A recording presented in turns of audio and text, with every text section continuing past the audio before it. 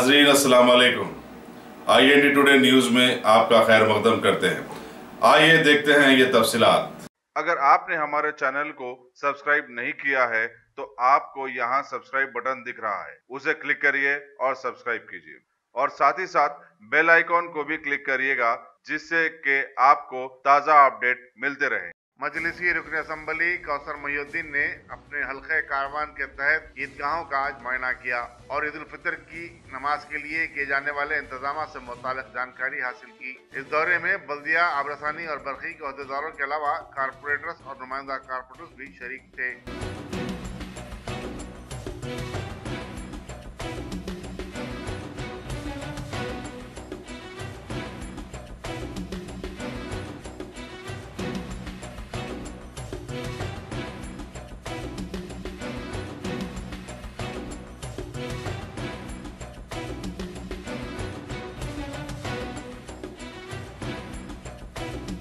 We'll be right back.